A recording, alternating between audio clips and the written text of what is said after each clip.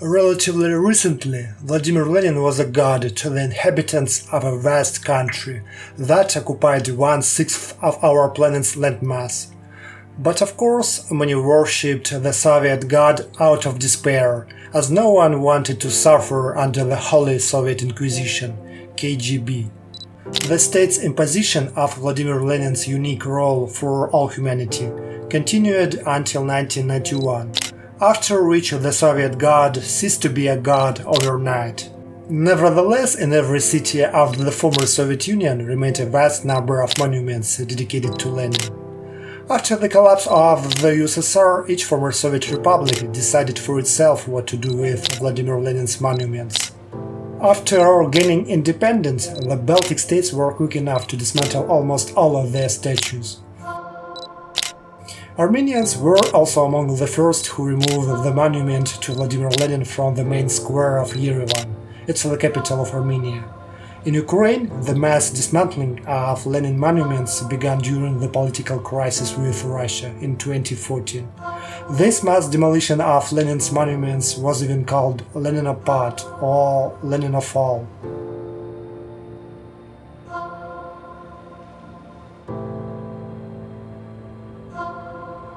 The most significant number of monuments to Vladimir Lenin remained in Russia.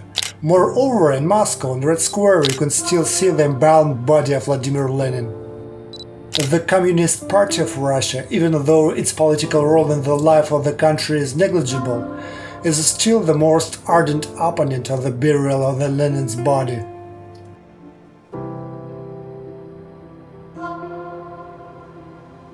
I was in 5th grade at the time of the collapse of the USSR.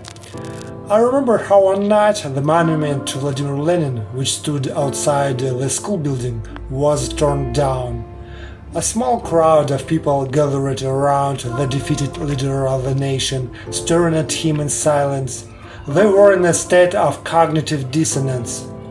Nevertheless, the Lenin monument was put back in place the next day, and it still stands as if nothing had happened. There is nothing special about this monument to Vladimir Lenin, but this monument is an attribute of my childhood, which is not surprising, since during all my school years every day he met me at the school entrance. What kind of sculptures of Vladimir Lenin didn't leave communist ideology for 70 years of its dominance in such a vast territory? Traveling through the vast expanses, you can see sculptures of Lenin not only with Slavic facial features. Similarly, many believers consider Jesus Christ as, for example, Russian or Spaniard. Same with Lenin. In Buryatia he was a Buryat, in Kyrgyzstan he was a Kyrgyz. In the past Soviet space, only Russia and Belarus are the natural reserves of monuments to Vladimir Lenin, which managed to preserve the most significant number of stone and bronze statues of all stripes and configurations.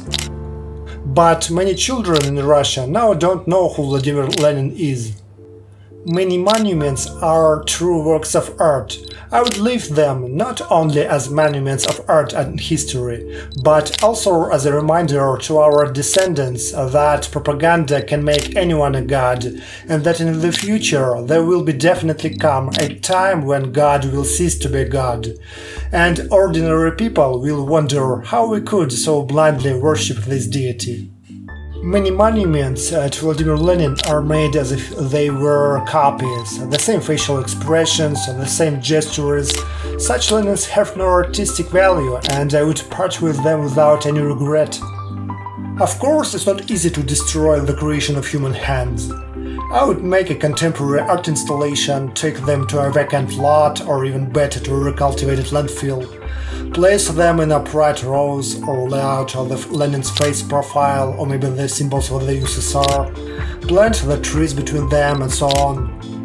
After the trees had grown, the park would have become a tourist mecca, a perfect reminder of what could await any idol and ideology in the future.